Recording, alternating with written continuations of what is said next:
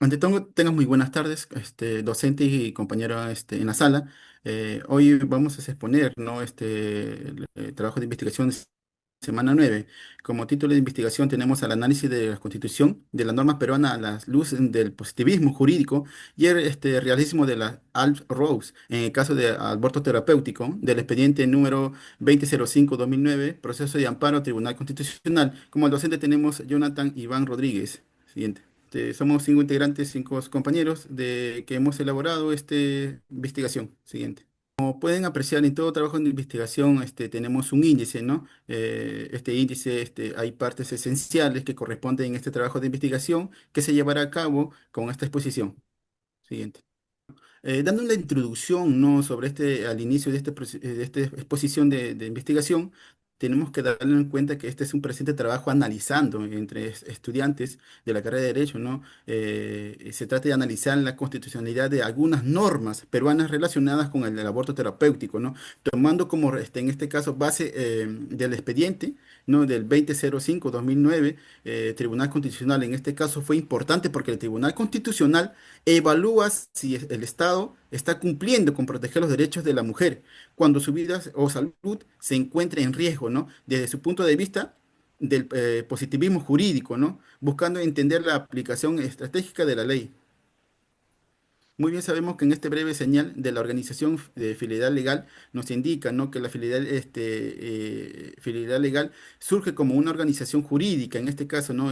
Tanto jurídica, académica, ficticia, dedicada al análisis, ¿no? Muy bien sabemos que este derecho peruano debe una perspectiva ética, constitucional y filosófica, en este caso, ¿no? Muy bien sabemos que al examinar este límite, el propósito jurídico enfrenta a los dilemas morales que emergen en casos complejos, ¿no? La fidelidad legal representa la lealtad hacia la justicia y la verdad jurídica, más allá de del formalismo normativo, reafirmando el compromiso de que los derechos debe servir ser humano ante el poder. Siguiente.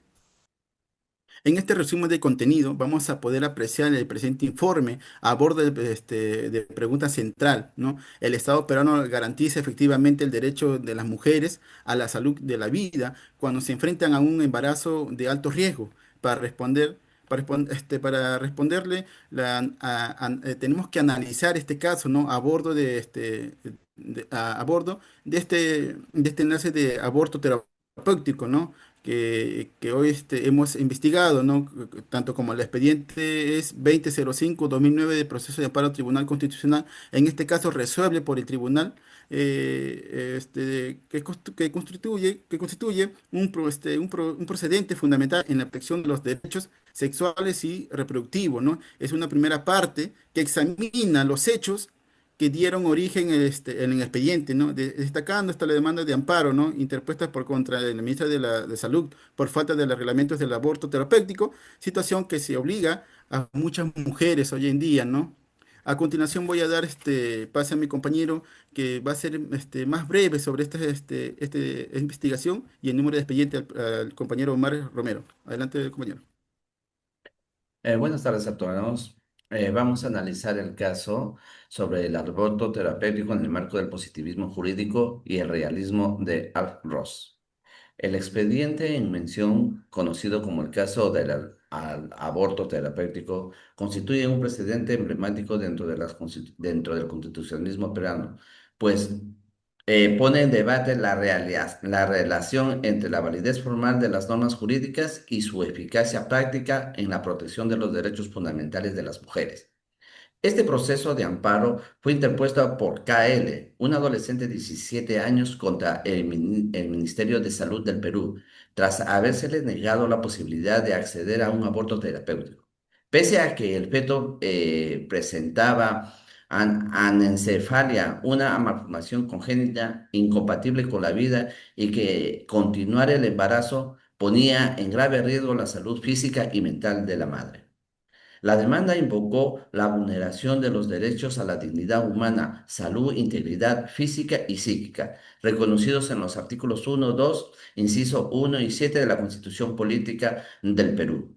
En su defensa, el Estado peruano argumentó que el aborto se encontraba penalmente prohibido conforme al Código Penal, artículo 114, salvo en casos en que el embarazo pusiera en riesgo la vida de la gestante. No obstante, el Ministerio de Salud carecía de un protocolo médico específico que reglamentara la aplicación práctica del aborto terapéutico. Siguiente.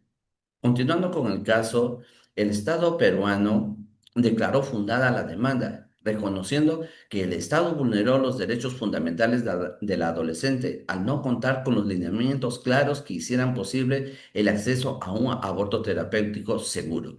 El fallo ordenó al Ministerio de Salud elaborar un protocolo nacional de atención de aborto terapéutico, el cual recién sería aprobado años después mediante Resolución Ministerial 486-2014 MINSA.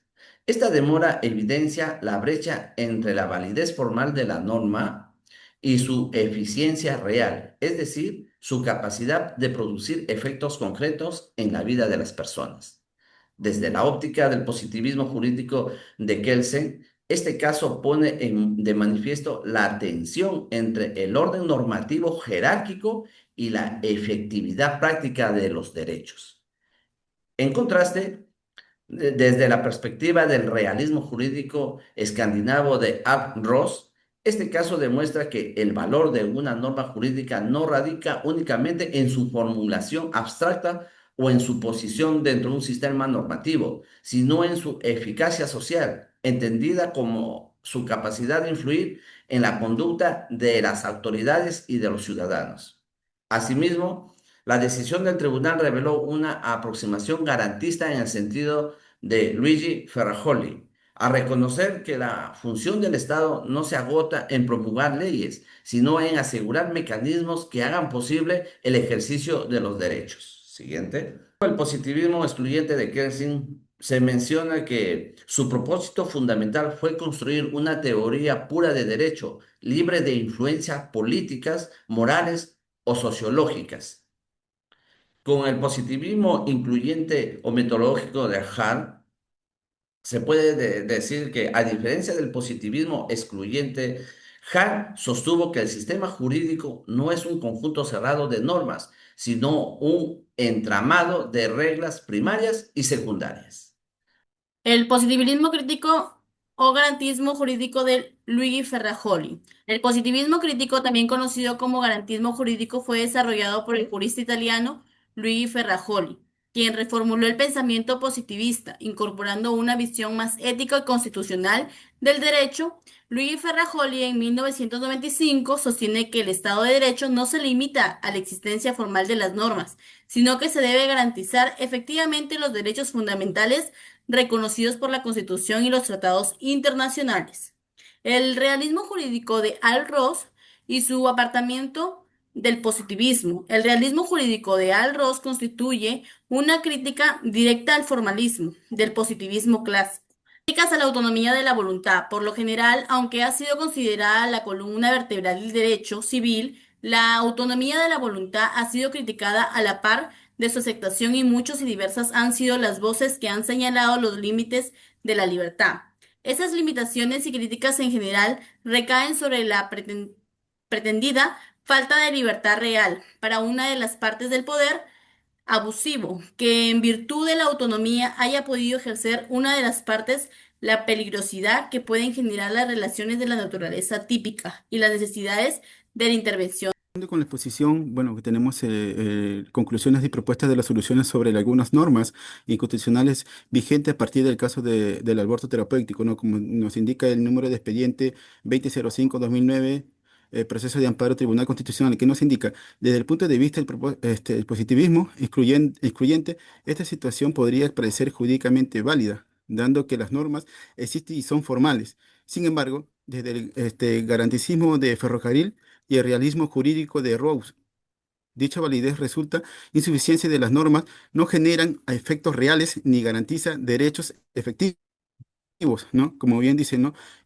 También tenemos que dar en cuenta que la salud y la dignidad humana está propuesta evidencia en una falta de armonización del derecho positivismo y las principales morales universales, lo que resulta incompatibilidad con la interpretación en este caso contemporánea de los derechos fundamentales. Muy bien, estamos hablando aquí de la forma del artículo 119 del Código Procesal Penal. ¿Qué nos indica, no? Nos indica el Código Procesal Penal, nos indica el aborto terapéutico es impune, ¿no? No es impune el aborto terapéutico en médico con el consentimiento de la mujer embarazada o de su representante legal.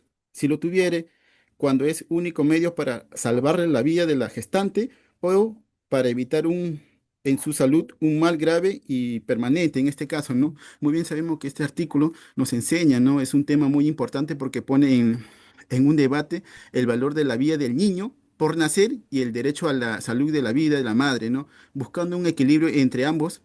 Además, nos muestra cómo el derecho, en este caso el derecho penal, no solo castiga las conductas, sino que también protege el derecho fundamental en situaciones extremas, ¿no? Siguiente. Propuesta Jonathan. de solución jurídica y ética.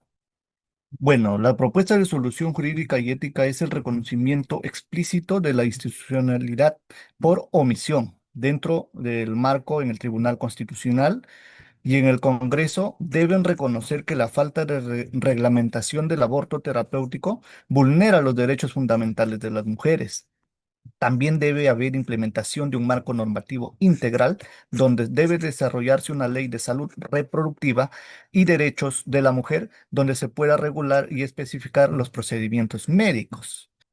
En conclusión, este caso del aborto terapéutico revela que el sistema jurídico peruano todavía enfrenta el desafío de pasar de un positivismo formalista a un derecho efectivamente garantista y muy realista, que deba ser capaz de traducir las normas en políticas públicas y prácticas judiciales donde se proteja la vida, la salud y la dignidad humana.